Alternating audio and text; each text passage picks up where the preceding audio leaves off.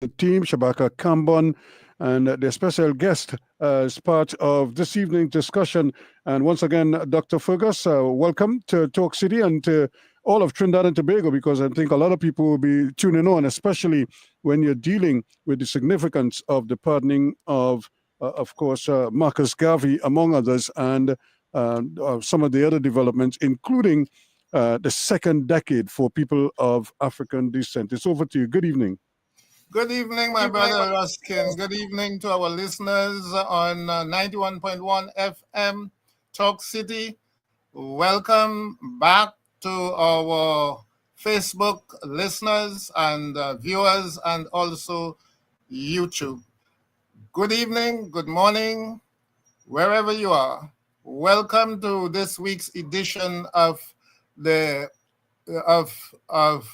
Indaba. We begin this week with the Africa Report, but we are on all of these media streaming live. You're welcome to this evening's program, which addresses, as you would have heard from Brother Ruskin, the second decade for people of African descent, and we're talking about confronting the legacies of enslavement and colonialism in order to deliver reparatory justice. We have a special guest joining us from the United States to discuss this issue this evening. The Africa Report, which would have followed, has been brought up forward, so we will begin with the Africa Report. And that is a commemoration of the bicentennial of the Kingdom of Lesotho. Last year, they would have achieved 200 years as a nation, of course, with a lot of colonial disruptions and interruptions. So we are going to look at that from a historical perspective. And it actually means also taking in aspects of the entire history of Southern Africa, because the birth of Lesotho had to do a lot with what was happening across the landscape of Southern Africa. And we are going to talk about the pardoning of the great, perhaps greatest Pan-African revolutionary of all time, Marcus Mosiah Garvey. We did address that issue before. We are going to delve into it again in the greater depths. We are going into it in greater depths this evening. So, without further ado, we are going to bring up the Africa Report on the centenary of Lesotho, the founding of the Kingdom of Lesotho.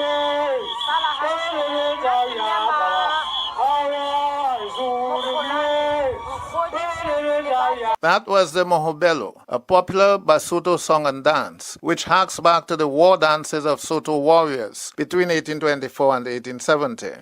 In this week's Africa Report, we reflect on the creation, struggles, and achievements of the Kingdom of Lesotho. From the late 18th century, Southern African societies suffered severe hardships, mainly because of stressful environmental factors, European-driven human trafficking, and other destabilizing interventions by European invaders. One native Soto poet called the crisis Lifakane, Lifacane, which is translated the time of troubles.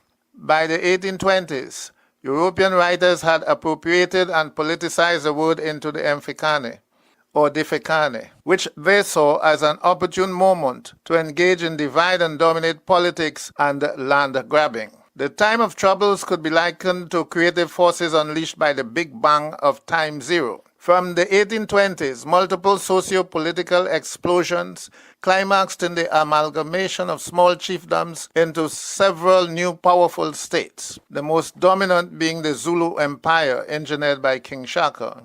Many refugees who were displaced by these upheavals fled mainly to the north and northeast and established strong centralized states in Malawi, Zambia, Zimbabwe, and Tanzania. One of the spin-offs of the Difakane was the consolidation of Basuto along the Caledon River, north of Natal, by a minor prince we know as Moshushu, beginning 200 years ago. Other political creations of the time of troubles include Eswatini and Botswana. Moshushu's birth name was Lepoko. In 1824, he migrated with his people northward to escape the rule of Shaka, finally settling on a remote plateau in the Caledon River Valley. He named his new abode Tababusiu, which translates into Mountain of the Night, because he arrived there in the dark of night.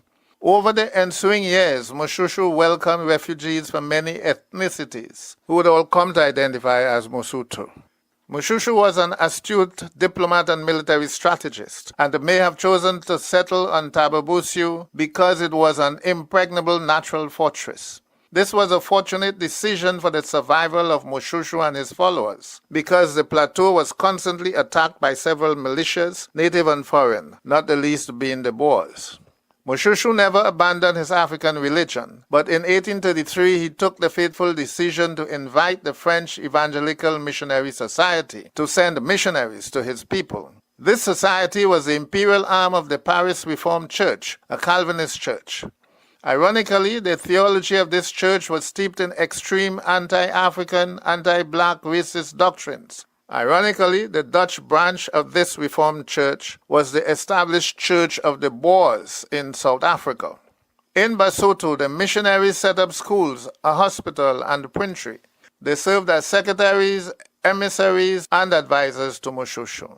It is useful to note that European missionaries were the vanguard of cultural imperialism, preparing the way for military and political conquest. It was because of missionary advice that Moshushu would eventually align with Britain's interests. The Boers who identified as Dutch were the original European imperialists in Cape Colony. In 1806, the Dutch government ceded the colony to Britain, but the Boers refused to submit to British rule. In 1834, they packed their belongings and began a migration called by imperialist historians the Great Trek. There was nothing great about the trek, except perhaps for the number, some 15,000 Boers, a large contingent in those days. Multiple factors account for them leaving, not the least being the British Apprenticeship Act, which abolished chattel slavery in 1834. So connect the dots. The Boers had massively enslaved native peoples, particularly the Khoisan. They took many enslaved Africans with them, but still collected their slave compensation money.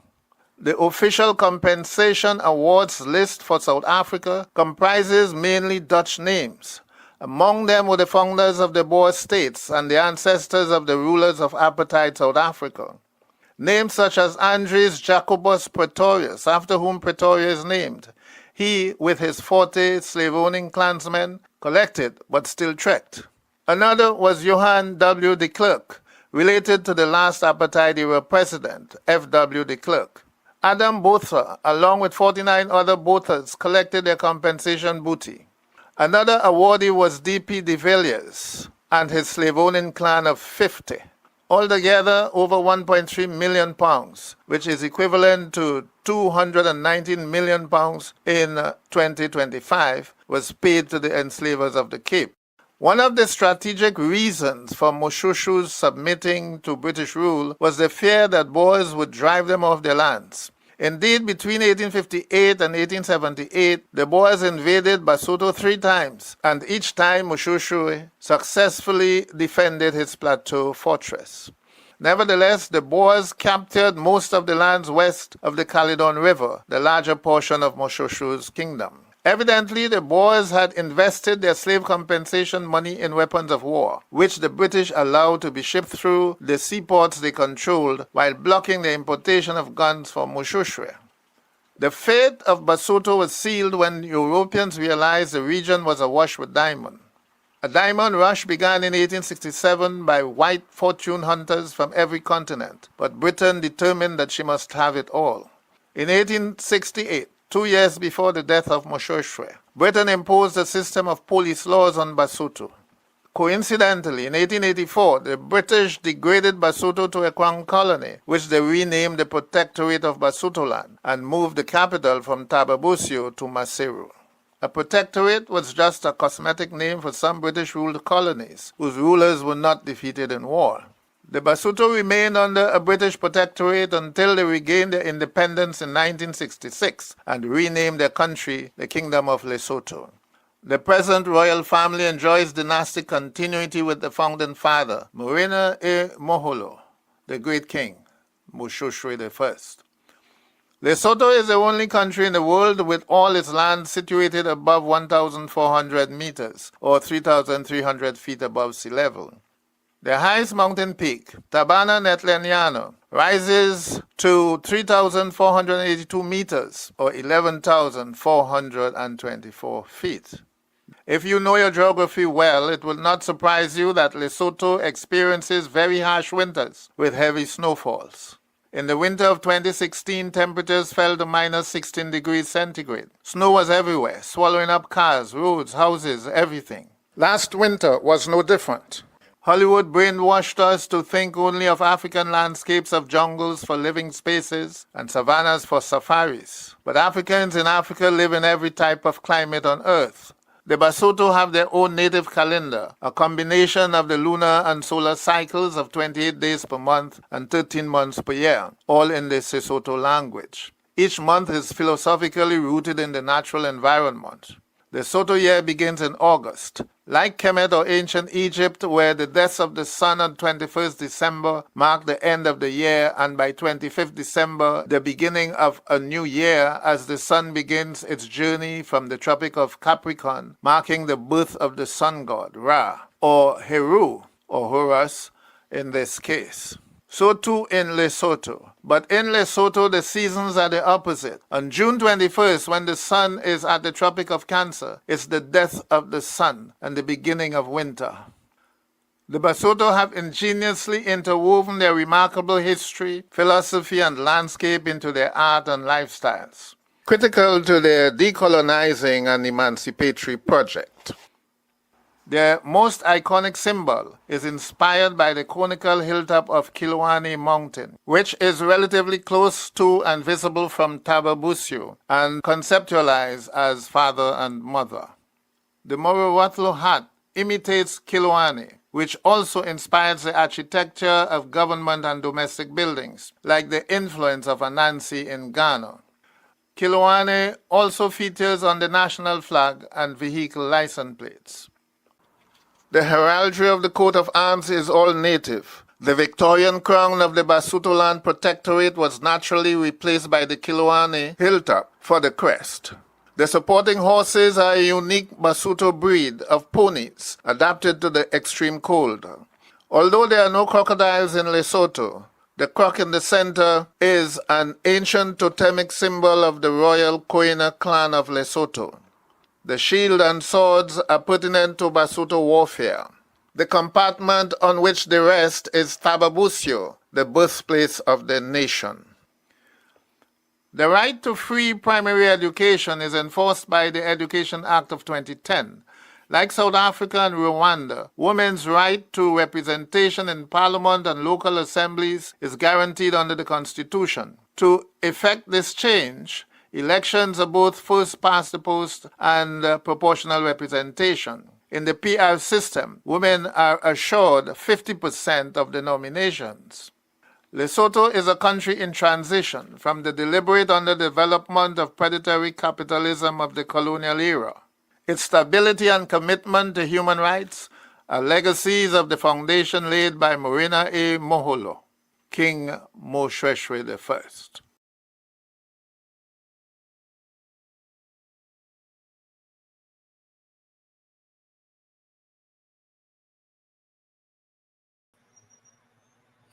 Yes, so that's the Africa report. It's quite a package, and I'm sure many people in the Caribbean, in North America, in Latin America could easily identify with some of these issues. It's a huge question for South Africans, the question of emancipation without reparations, while the enslavers received a ton load of reparatory money or compensation money. And a lot of that money was invested in weapons to subjugate the whole of South Africa. They did attack a number of native groups. You had a lot of wars against Lesotho, against the Xhosa, against a number of groups in South Africa, eventually culminating in the establishment of two what they call republics, the Orange Free State and the African Republic. And all of those would have been owners of slaves. I have the whole list of all the slave owners of South Africa. And that's just a sample of names, some of the big names, but there are many other big names who were slave owners and who collected compensation money as well. So that's the story of Lesotho. It's a story, as I said, that we can easily identify with. And it's a struggle for recognition, justice, and development, just as we have, and just as we are going to talk about in our next segment when we discuss the second decade for people of African descent. So at this time, I want to welcome our special guest for this segment, Dr. Michael McEachrance, who is a member and a rapporteur of the UN Permanent Forum on People of African Descent. He is a visiting fellow at Harvard Law School of Human Rights on the Human Rights Program, and a current racial justice fellow at the Harvard Kennedy School Carr Center, and a lot of other interesting current activities and programs that he's engaged in. He has specialized in post-colonial and decolonizing perspectives on people of African descent, on human rights, on systemic and structural racial discrimination and reparatory justice. Welcome to Indaba, Dr. McEachrance. And perhaps you might want to make a brief comment on the Africa report, because I think it resonates with our topic this evening somehow. Perhaps you might want to begin with a brief comment on the report. This is a regular report that we have on this program. Good evening. Welcome to Indaba. Good evening, everyone. Greetings, sisters and brothers. A true pleasure to be with you this evening, and thank you for that kind introduction, Dr. Fergus. It's an honor to be speaking with you as the chairperson of the Trinidad and Tobago's National Reparations Commission. So, yes, indeed, the story that you told is unfortunately not an unusual one, and we recognize this story also in the Caribbean, where the former enslavers were also compensated for their so-called loss of property in enslaved people of African descent. This year, on the 17th of April of this year, is the 200th anniversary of Haiti's independence debt to France. That is another example of this, and that just goes to show that if reparations were due to the former colonizers and the former enslaved, reparations are certainly due to Trinidad and Tobago and the other CARICOM states. So yes, and this of course then is a central theme of the UN Permanent Forum on People of African Descent, of which I'm one of the 10 members.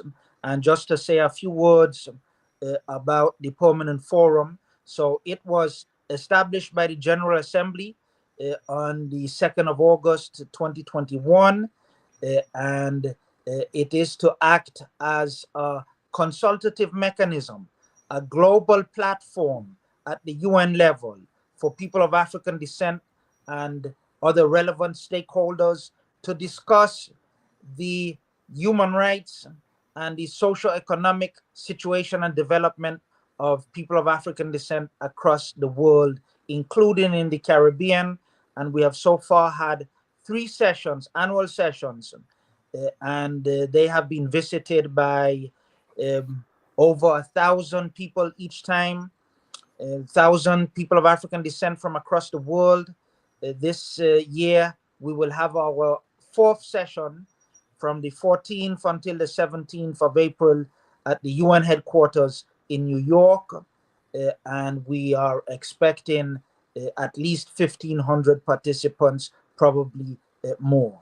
So this is something that I'm hoping also that we will this time have a good representation from Trinidad and Tobago at the 4th session in New York in April.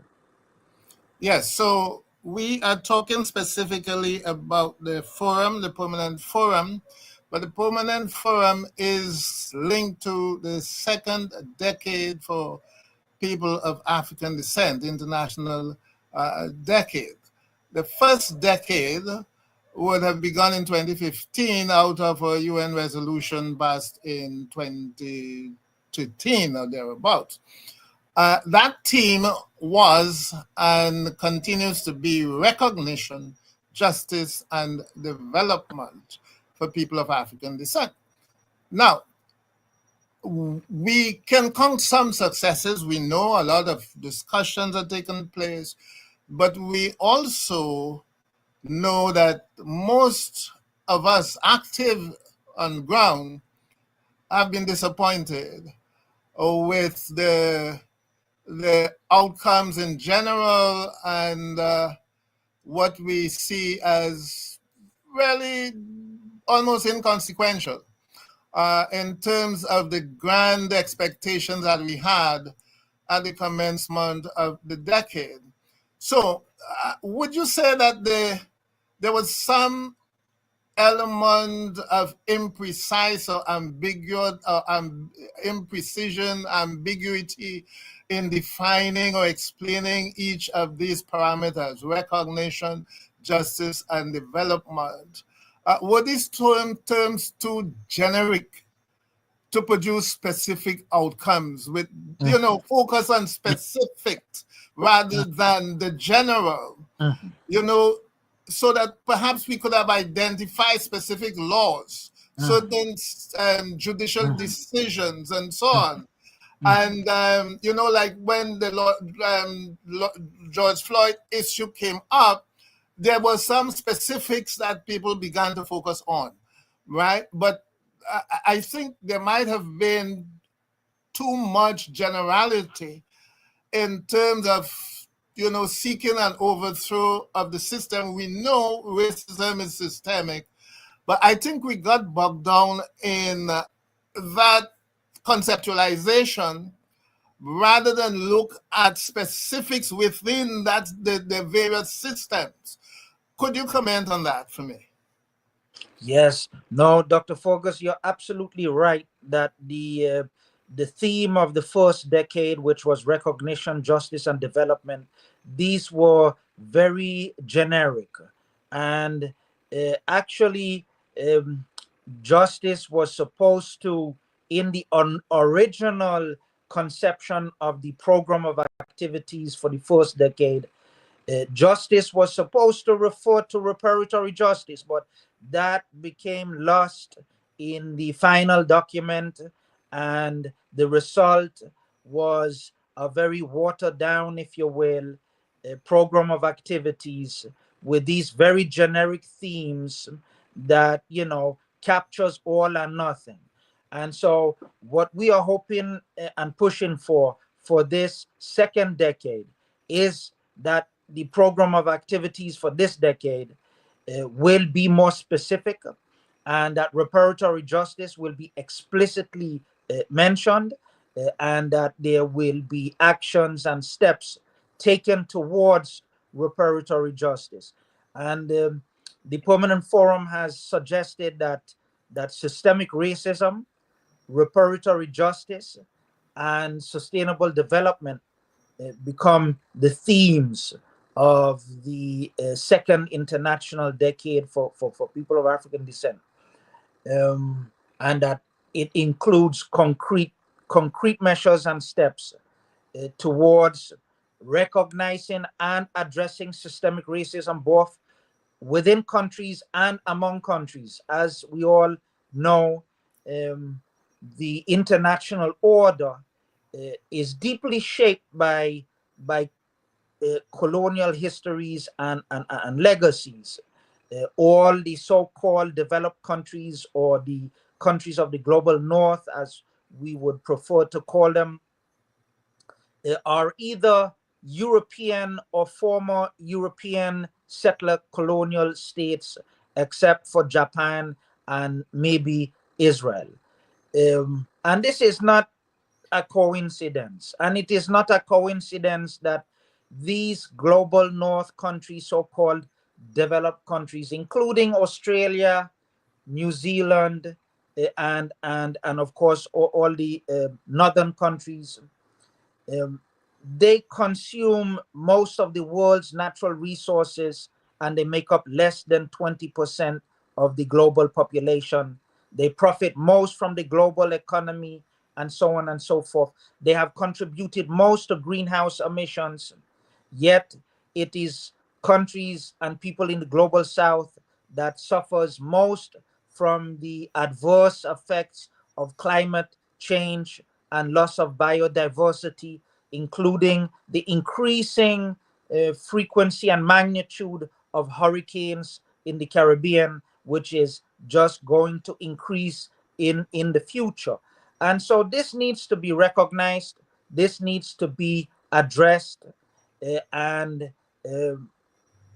robust conversations about reparatory justice for Trinidad and Tobago and the Caribbean at large are long overdue, and we are hoping and pushing for that the second decade will include these conversations in a much more robust manner than the first decade. And I agree with you, and I think we can all agree that the first decade was a disappointment in many ways. Now, the Permanent Forum, as I said, came extremely late, but it is a functioning tool now, and you are a member of that forum. So how is it that the Permanent Forum can bring together the principal actors that would be necessary to achieve results in terms of recognition, justice, and development? I see the key players here as the civil society, the governments, such as, within the CARICOM region, and the governments of the North as such, those who have perpetrated these crimes against humanity in the various forms. What role does the forum, the Permanent Forum, have in ensuring that these elements have a kind of synergy so that they can work towards some kind of resolution in either all or in particular areas? Because I think we need to particularize if we want to get results. Because the general sometimes produces rhetoric rather than results. So we need to ensure that we can point to specific achievements, and in terms of a progressive movement, because it's not like a one-time achievement. It must be evolutionary, because we have gotten here over hundreds of years, so that the solutions to a number of these going to take time. But we got to start. We got to begin. We got to set goals. We have to have objectives. So how do you see yourself and the Permanent Forum bringing together these three, I don't want to say vested interests, but these three elements, these three dynamics, pull together in order to ensure that the second decade achieve the results that we would like to see for ourselves? Yes, no, very good question. And you know, this is something where all of us can play a very important role potentially, and not least civil society, as you mentioned. The Permanent Forum is essentially a global platform and consultative mechanism for people of African descent across the world, civil society in particular. And so civil society, you know, can use the Permanent Forum to give voice to reparatory justice, and we should not undermine or underestimate the significance of civil society in building movement, a global movement. And I very much believe that a global movement is needed around reparatory justice, and to link reparatory justice also to other global justice movements, if you will, such as the movements for climate justice.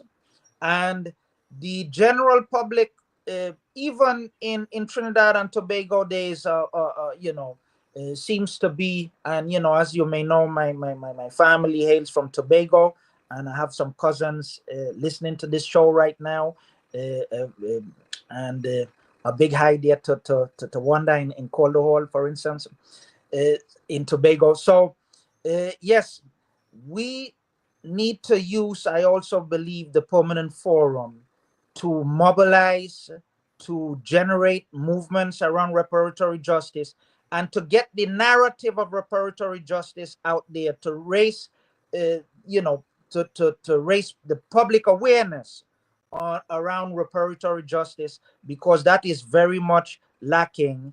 And unless the public is aware of the concept of reparatory justice, what reparatory justice is, why it is relevant, why and how it is needed, you know, chances are not big that we will significantly be able to move the needle forward on reparatory justice, because the member states that will need to come to the table, they will be unlikely to want to come to the table if there is some due pressure put on them to come to the table.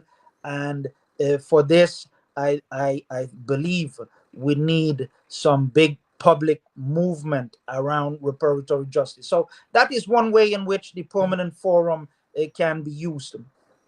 Of course, the Permanent Forum, just another point, the Permanent Forum has already made many recommendations on reparatory justice. You can go online and you can find our first two final reports to the Human Rights Council and the General Assembly. And in these reports, you can see that there's a very long list of recommendations to member states around reparatory justice. So far, none of these recommendations to the Human Rights Council and the General Assembly have been implemented by member states. And again, to make member states act on this topic, there needs to be some increased pressure put on member states. And so, you know, public attention and public mobilization around this could greatly help towards that. Okay, let me greet my brother Shabaka and co-host, and no stranger to the Permanent Forum. I'm sure he will be in New York at the next forum if he's allowed entry. I like that, Doctor. Well, yes, so over to you, my brother. Good night, Doctor. You know, congratulations on another great Africa report, and of course, good night to our special friend, Brother McEachrance, Tobagonian brother on the Permanent Forum. And of course, as you alluded to, I was fortunate enough to be at the historic meeting that launched the Permanent Forum in Geneva, and the meeting before that, the pre-preliminary meeting. So I've been observing the process. I want to be devil's advocate tonight and to throw out a different perspective that might have to do with the fact it might could be an age thing, it might be a generation thing. But I want to give voice to a different idea of the first decade. I've heard Dr. Fergus, and I think Dr. Fergus represents the consensus among elders in my country about the first decade. And Brother McEachrance, echoed that sentiment that the first decade was a disappointment. But the first decade witnessed a global, unprecedented acknowledgement and reckoning with the wages of white supremacy and structural racism. And I want to believe that, and I want to give voice to those who believe that the first decade, the declaration of the first decade, fed in and energized that struggle, which had all kinds of ramifications all over the world. In fact, what we are looking at right now in terms of the shift to the right across Europe and North America, the removal of certain books from classrooms and libraries in the United States of America, the changes in laws and so on are actually a backlash, a response to the kind of revolutionary changes and ideas that came to the fore in that first decade. And so I'd like to get both of you to respond to that perspective. No, I would just make one comment because, as I don't like to be the interviewee when we have interviews.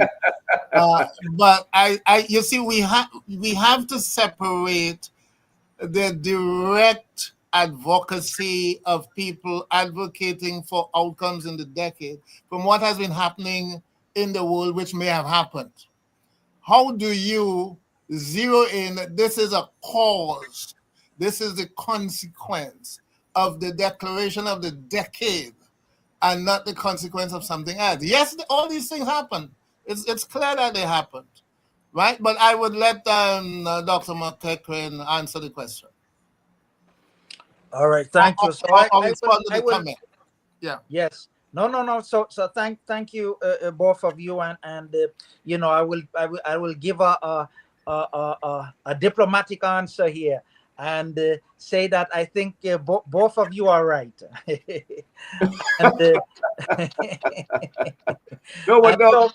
So look, when it comes to the program of activities for the first decade, as has already been pointed out, it was a very generic program. Now, it did include, it did call for the establishment of the permanent forum, and that did happen. And I think that was the greatest achievement of the first decade at the UN level. Now, we know that that hardly any member states in the world really implemented the program of activities of the first decade. And very few member states even marked and launched the first decade in their countries. And so, the significance of the first decade can be put into question when it comes to that. But then I also believe that Mr.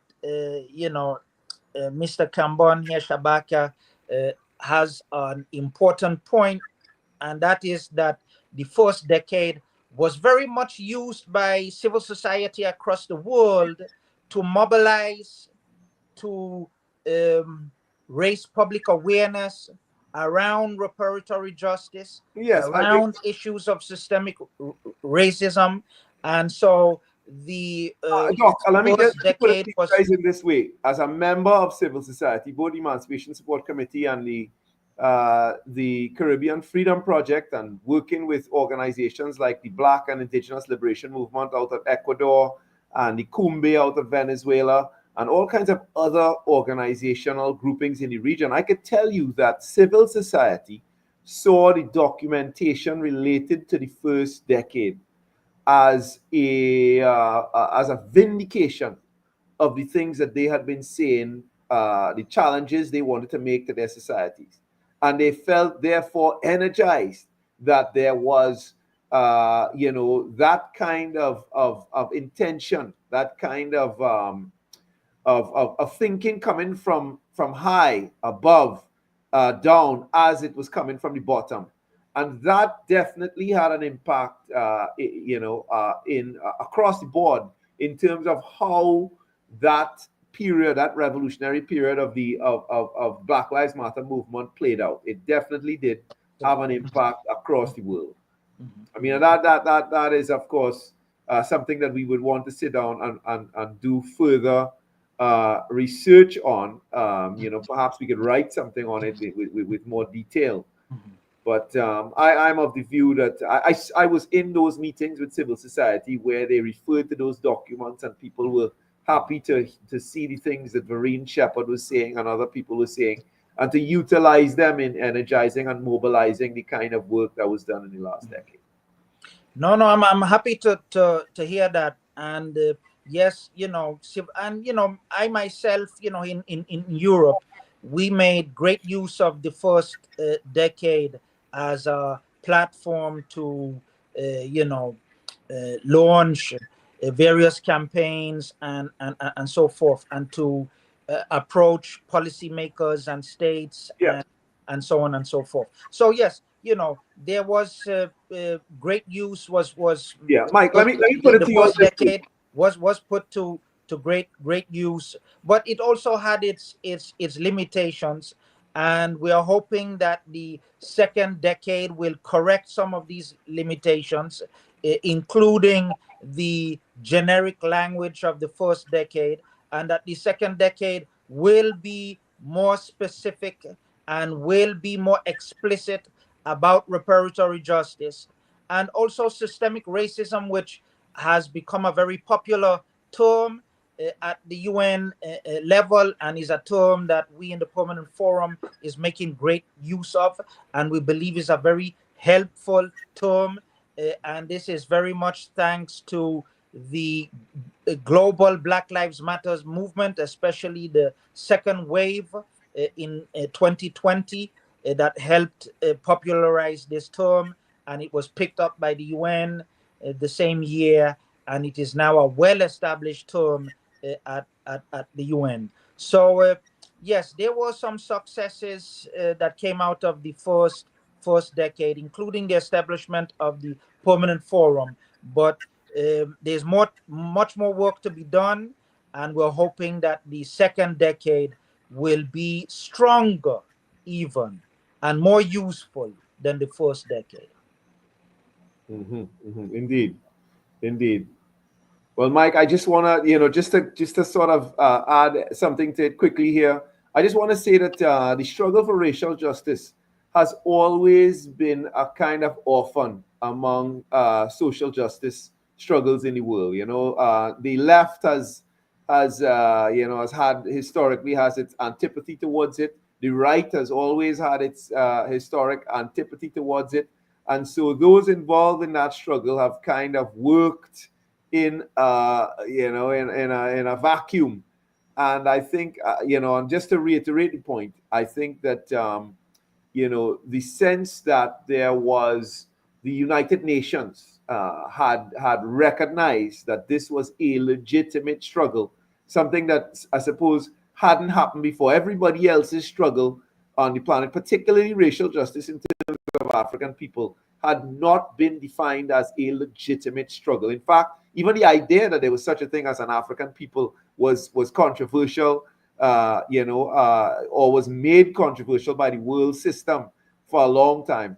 And so I think that recognition from the United Nations really gave impetus. And I want to, and now I'm not just, I'm not asking, I'm telling you now from the ground as a man in civil society that it did have an impact. And what I would challenge you and other members of the Permanent Forum, Mike, is to make the second decade more impactful than the first decade. Yes. This is got the impetus from the first decade. We're not going to get it from the second decade. We're going to need something else to make the second decade stronger. Yes. No. This is what we are all hoping, and I'm hoping too that the Caribbean will play a tremendous role in the second decade, and that the Caribbean will see itself also in many ways as a global leader, the sort of global leader that the Caribbean should be. Now, if we look at, as I mentioned before, we look at sustainable development. There are two things that needs to happen in the world today, and urgently so. One is that the global economy, if you will, needs to be regulated so that it does not destroy our planet, which it currently is through greenhouse emissions, but not only greenhouse emissions, but through its destruction of the natural world and biodiversity. So that is one thing. Then the second thing is that the global economy needs to become more equitable. We need to make a more equitable use of the world's natural resources. And for these two things to happen, there needs to be a reckoning of the global legacies of European colonialism. And the Caribbean can play a great role in pushing for this. The Caribbean, this could be even a mission of the Caribbean and the people of the Caribbean to take leadership in this. And we've already seen some of this happen, with, for instance, the role of Prime Minister Motley on the international stage, and also the historic role of the CARICOM 10-point plan for reparatory justice, which is a historic step in this direction. And so I'm also hoping that the second decade is going to allow for greater movement building around this. Yeah. And the people of the Caribbean should not underestimate their role in this. Yes. And Well, the indeed, role Mike. in showing global leadership I in think, bringing about Michael, I a think, more humane and sustainable global economy and international order. the Yes. Caribbean probably had more impact than even the UN and what transpired after 2013. My point of reference is 2011. The UN declared an international year. 2015, we had the start of the decade. So we have to look and see what changed from between 2011, 2015, and then from 2015 to 2024.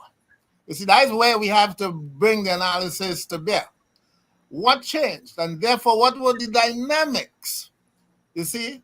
So it's not just that things happened, but we have to look and see where the real forces of change were coming from.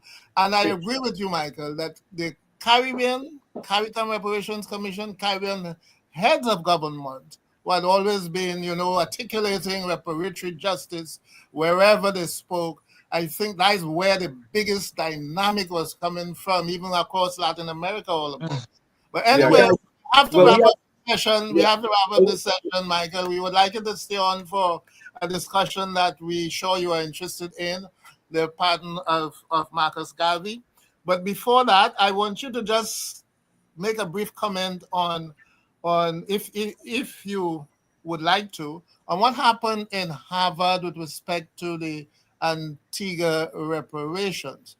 I asked the chair of the Antigua Reparations Commission about it, and he said that they were never consulted, that the Harvard people went directly to the Governor General and never consulted with the people whom they should have met in the first place, right? So what really happened in terms of that withdrawal from a commitment they had made towards reparatory justice because of their benefits from chattel slavery in the United States?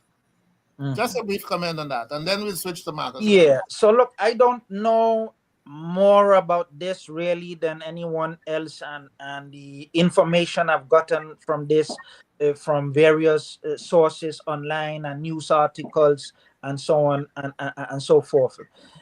I think it seems to be developing in a very unfortunate direction right now. The whole Harvard and the slavery legacy initiative. I have my doubts about how it was conceptualized to begin with, but there seems to be now, less of a commitment or willingness to commit to really turning this initiative into something substantive. So, that is, of course, a concern, and it is unfortunate. And I think Harvard could have played a role, for instance, in building, producing knowledge that would be helpful for the reparatory justice, the global reparatory justice movement that is now taking shape, and that CARICOM has played a leading role in, and that began perhaps with the World Conference Against Racism in Durban, South Africa, in 2001.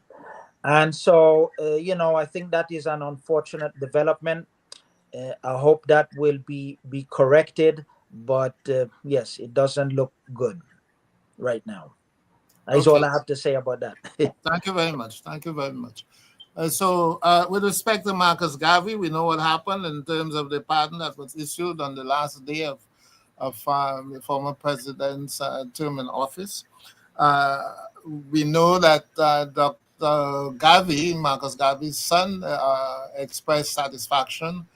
But like everyone else, he recognizes that there's another step to take in order to expunge the record. But in terms of the pardon itself, are we seeing any sort of evidence on ground that, sentiments are changing towards his legacy? So I hand over to Shabaka to lead that discussion. Yeah, well, let me say first of all that the organization that Mike is a part of at the United Nations is actually the fulfillment of the dream of Marcus Messiah Garvey, an organization embedded within the highest decision-making body in the world that seeks the interests of African people. That is part of the fulfillment of the dream of Marcus Messiah Garvey. And of course, one of the unanticipated consequences of the historic development ushered in by President Biden, former President Biden of the United States of America, is the immediate upsurge in interest in Garvey's historic achievements. Reports already coming in from various places across the African diaspora that the demand for books about Garvey are beginning to outstrip supply. Of particular interest are the works of the late Trinidadian Garvey scholar, Dr. Tony Martin, who's no stranger, of course, to Indaba. And his magnum opus, of course, was Race First. Garvey's contribution stands in stark contrast with the way that he is treated in the textbooks of our children. And I think it's important for us here in Trinidad and Tobago to address what our reality. Right. So in the works of Tony Martin, we learned that he did more than any other single individual to stimulate the anti-colonialism, racial pride, and working class consciousness that underpinned the uprisings in the region in the late 1930s, which was, in hindsight, a major step towards independence. Garvey emerged like a messiah at a time when African people were at one of their lowest points in history, desperately in need of vigorous, capable leadership. They had just emerged from over 300 years of chattel slavery, and at the end of it, they received nothing and had to face another 100-year struggle for basic human civil rights and political rights, like the right to vote, which was denied to Africans across the English-speaking Caribbean as a matter of course. To make matters worse, they had to contend with the fact that Europe had collectively invaded Africa in the 1880s, unleashing a new round of race hatred centered around pseudo-scientific racial theories and eugenics. The fundamental concept that had taken root in the late 19th century was the idea that there were races that were genetically and immutably inferior, and like poorly constituted fauna in a natural process of dying out or going extinct on their own. And of course, there were those in Europe, like the former Prime Minister of England, Lord Salisbury, who expressed in a famous speech in Albert Hall in 1898 that one can roughly divide the nations of the world into the living and the dying. The weak nations become increasingly weaker and the strong stronger. This is in the nature of things, he said, that the living nations would encroach on the territory of the dying nations.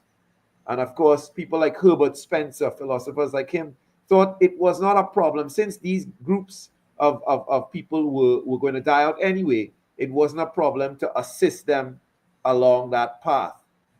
And so at the dawn of the 20th century, Africans were earmarked for extinction, and Garvey comes into being, and he changes that trajectory for us as a people. And so he is a very important figure in our history. As I said, the Global Forum, the United Nations Forum on Permanent Forum, is part of the vision and the dream of Garvey, and of course, because he came about in that torment, that challenging racial climate of the time, sometimes some of his work is taken out of context and he's criticized unnecessarily for it. But as I said, one of the things that I'd like to touch on as well, lastly, but not least, is how, specifically for our Trinidadian audience, the role that Garvey played. And just to make the point, I talk about the extinction of African people. Well, there was a famous Indian intellectual called, I think it was H.E.M. Hossain. Dr. Fergus, you remember him? Hossain predicted in this very same period that Garvey would arise the demise of the African population and the ultimate control of Trinidad by Indians, saying that he had heard of the great races of the earth, but among them the sons of Africa were not mentioned, and when mentioned, it was in a humble capacity. From him, the son of India had nothing to learn unless perhaps something to ridicule. And he said that the Indians would take over in the factory, in the this, in the that, and Africans would eventually be pushed in to the sea. He maintained that the country would be owned by them. And of course, it was in this context that Garvey went to work. By the mid-1920s, in the face of active opposition of the colonial authorities, the UNIA boasted approximately 1,120 branches in over 40 countries. It had also become one of the history's few pan-Caribbean movements, and according to Tony Martin, the most successful. Trinidad and Tobago had the third highest number of UNIA branches outside of the United States, where Garvey was based, with 32, more than Garvey's own country of Jamaica. Shabaka, let's get a view from Michael now, because we have to say good night to our listeners on 91.1 just now. So I would like to hear, Michael's view on the pattern before they sign off. Yes. Okay, brother Mike. Please wade in. All right, Shabaka, thank you for that. And yes, Marcus Garvey led perhaps the greatest black movement in history, the greatest global black movement in history, which has, in terms of numbers, maybe only been surpassed by the global Black Lives Matters protests back in 2020.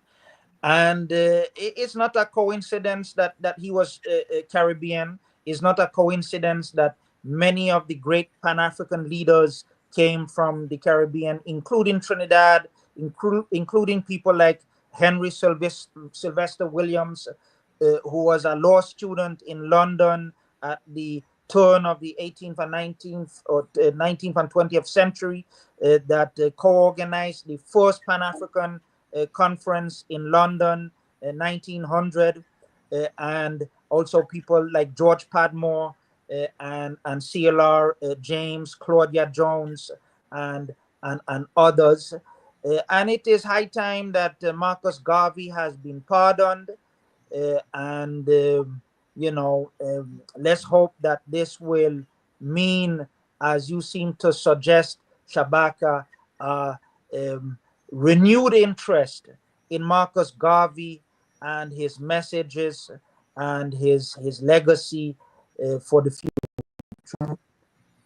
Okay. Michael, I want to throw a question at you, a question I should not ask as chairman of the Reparations Commission, local committee. But before I ask the question, I want to challenge the connection with the Black Lives Matter, in that the UNIA, to me, was about institution building, not protest, as the Black Lives Matter. Yes, there were demands and protests and so on, but institution building, I think, is what we remember Marcus Garvey for. And that links to the question I'm going to ask you in terms of Garvey's emphasis, his doctrine of self-empowerment through institution building. Does that conflict in any way with the orientation of the reparations movement in terms of outward looking for development and change and progress? Mm-hmm. Very good question. So no, I don't think it should. And an important part of a comprehensive reparatory justice movement in the Caribbean will also be to look internally and to maybe also, if you will, decolonize Caribbean societies and state institutions and so forth. And I'm hoping that this will be a part of the process because there is much work, I think, to be done internally also, and to including in Trinidad and Tobago, which, if you look at the state structure of Trinidad and Tobago, it is basically a colonial leftover. And so, to take a close look at that, and to ask serious questions around, what should be the constitutional values of the country, how should they be expressed in state institutions, what forms of decision-making and democracy and so forth is viable to the people of Trinidad and Tobago and so forth. I think there are, questions to be asked around this, processes to be begun around this also. And so it is not merely an external movement that is needed, but also an internal, inward looking one. Yeah, let me drop a question here, Dr. Fergus. I was on a platform with a minister of government some time ago. I will not call his name here. I don't want to embarrass him in any way. And he said publicly, it was not picked up by the newspapers and so on, that when he read the statement of the Permanent Forum for the decade, he felt that Trinidad had already done all those things. They had nothing further to do. They had, his government had accomplished everything that was in that thing. And I mean, I imagine that because he was African and in power, he felt that, or person of African descent, if you want to use your language, the language of the Permanent Forum, he felt that, he represented Black power. He personally and his cohorts in government, and that there was nothing really for them to do. There was no systemic racism for them to address in this country. And I think that kind of sentiment is shared by a lot of the political electorate across the Caribbean, where the majority of the population are people of African descent. How do you deal with that type of ignorance? Let me just speak to it for what it is. Shabaka, you want to put me in trouble with your I'm asking Mike this question. But you have been anonymous and vague, and you want me to give you a response to something. No, I'm asking Mike. This is a question for Mike. Oh, yeah, this yeah. is a question for me. Yes. Yes. I will tell you the name of the minister after the program.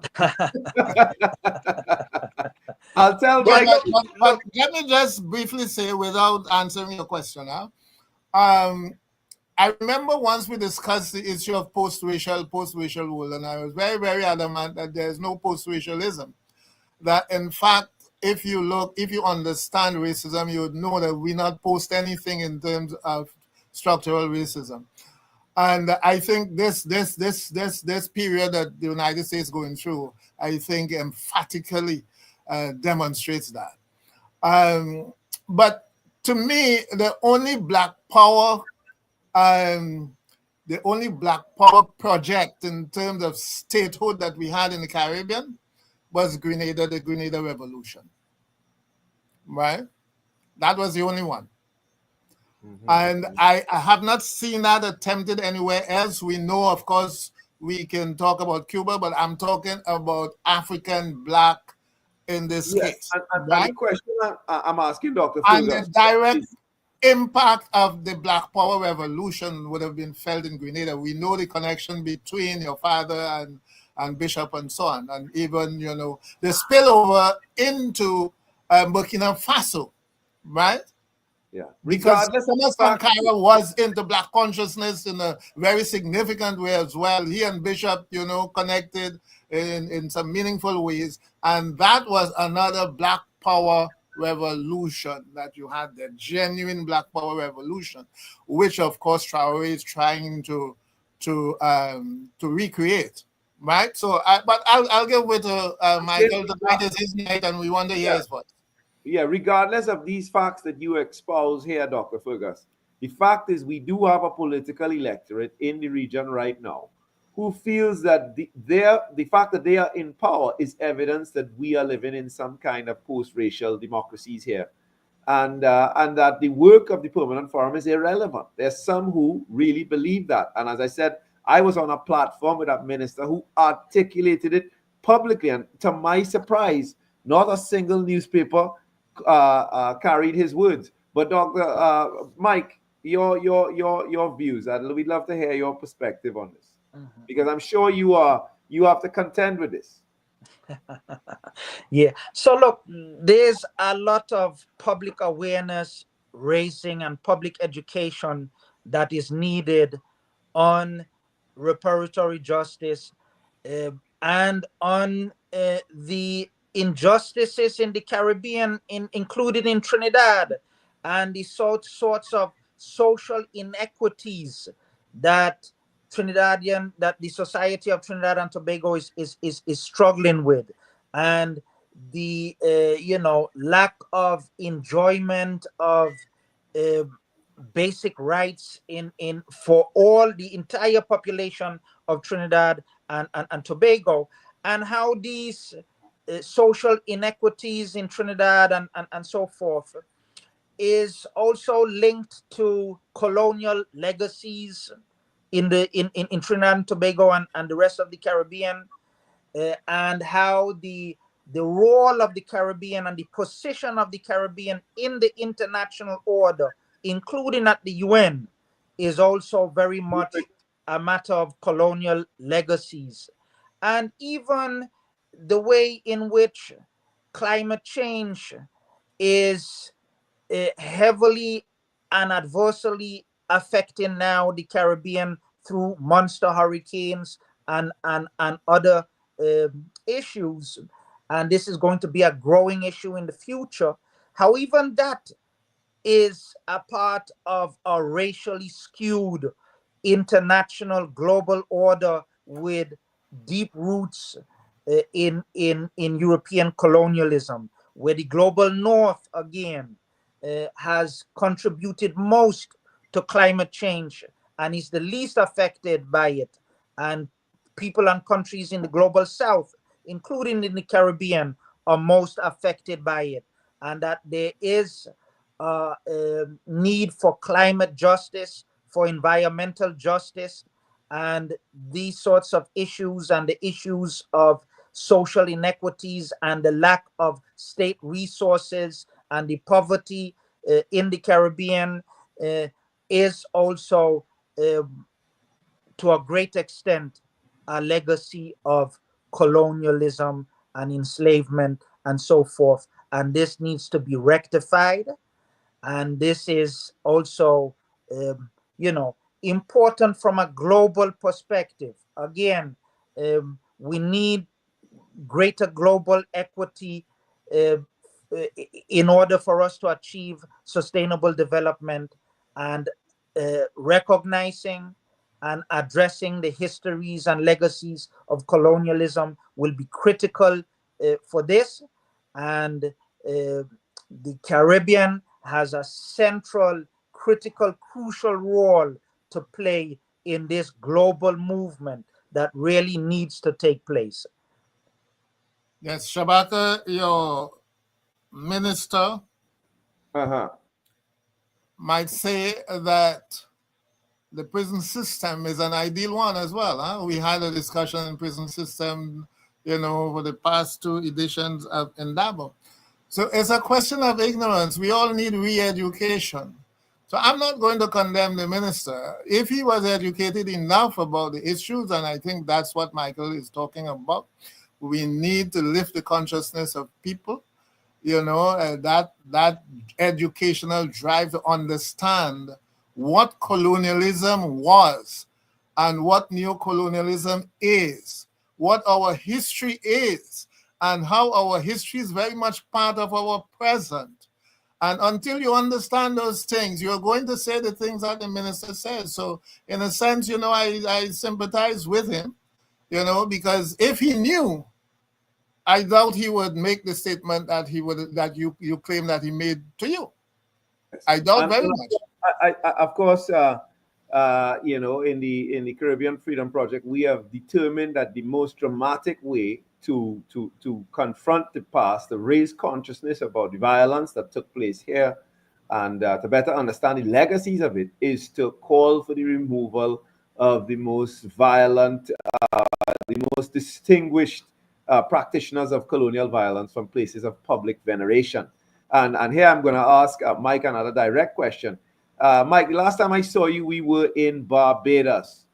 And I mentioned to you that we were going to look into the case of a Bahamian young man who had taken a sledgehammer to the monument of genocide, the monument to Christopher Columbus in Nassau, Bahamas. Well, his case has been finalized and he's been found guilty of trespassing and I don't know, public destruction, I think the charges. I'm not sure what the exact charges. And he has to pay a fine and among other penalties. I remember Dr. Hilary Beckles. So Hilary Beckles saying some time ago that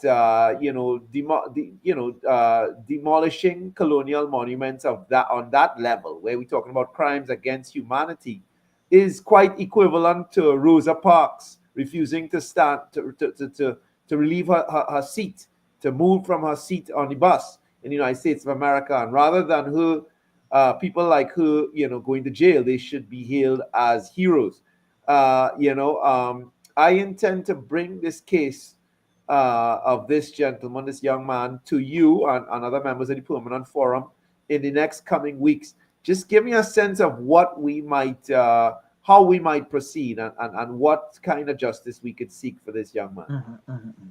Yes, thank you for that. So look, I think that would be a topic that would be more relevant to the working group of experts on people of African descent, as they are able to directly engage member states on these sorts of issues. So I think it would be more appropriate for you to turn to them. But on the general point that you mentioned here, about the way in which, and this is true of the Trinidad, this is true of all Caribbean countries, the way in which enslavers and colonizers and so forth are still publicly commemorated in squares with statues and names of streets and so on and so forth. That is something that should change. And these sorts of monuments and so on, they can be put in museums and so forth. Public commemoration matters. Public monuments matters. And when they, are symbols of colonialism and enslavement, and they're still venerated and commemorated in public spaces, that is, I would say, an outward sign of a society that needs to be internally also decolonized, culturally, socially, mentally, politically, and the reparatory justice movement needs to address this too. And these, but and these are, one can say from one point of view that these are merely symbols, and these are, also leftovers from the past and so on. But symbolic matters are not, insignificant, and public commemoration is, of course, not insignificant. But yes, they are, to go back to Dr. Fergus' point here about institution building, that there is a need in the Caribbean and in other places too to decolonize state institutions and to begin a conversation about this. How can we reform the state institutions of Trinidad and Tobago so that they are more homegrown and appropriate to the needs of the people of Trinidad and Tobago, including what form of democracy should Trinidad and Tobago have? I don't think is, cut in stone, and it is a universal truth sent to us by divine will or something like this, that liberal democracy as we know it is the best and most appropriate form of democracy for the people of Trinidad and Tobago. And I think these sorts of conversations needs to be had, not least these days, when, as we see, liberal democracy is in global crisis, and it has, I think, shown quite strongly not to deliver in ways in which it may even have meant to deliver to begin with. Okay, so Michael, we want to close this edition this evening. We want to thank you very much for coming on board. We know we have taken you beyond the agreed time of 9 o'clock. We want to thank you for staying on with us to discuss so many issues.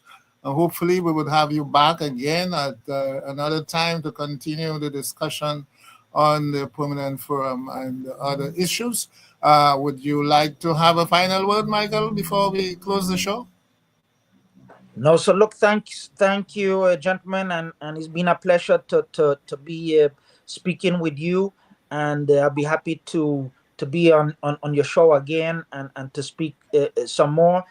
And I would like to encourage everyone that is listening to get involved in the work of the Permanent Forum and try to be represented at each of the annual sessions, and to use the Permanent Forum to amplify the voices of people of African descent in Trinidad and Tobago and the Caribbean at large. Thank you very much. Thank you very much, and thanks to the audiences on YouTube, Facebook, and of course, we didn't get an opportunity to say good night to our listeners on 91.1, but nevertheless, good night and thank you for having listened to us for another edition of the Indaba program. Indaba is the place to come to listen to new knowledge, new views, knowledge grows on life. Yes, you always get something new, something different, and we leave you a little bit more enlightened at the end of each show. So indeed. Thank you very much. Thank you, my brother Shabaka. We have work to do, of course, and our work never ends. Never. Thank you very much. Thanks, Renee, behind the controls in the back there. Thanks to our producer, Sister Zakia. Yeah, all those who would have contributed to ensuring that this program happens this evening. Dr. Fergus, let me leave the audience with a quote from Brother Garvey. Brother Garvey, like Frantz Fanon and many of the other great Caribbean thinkers and actors of the 20th century, had a deep and profound faith in Caribbean people. That was one of the things that you saw ubiquitous across their if you want to unite all these thinkers in their diverse areas and so on, it was their profound faith in Caribbean people. In 1913, he prophesied that there will be a turning point in the history of the West Indies, and that the people who inhabit this portion of the Western Hemisphere will be instruments of uniting a scattered race, instruments of changing the world. Marcus Garvey. Thank you very much, brothers and sisters. Thanks, Dr. Fergus. The world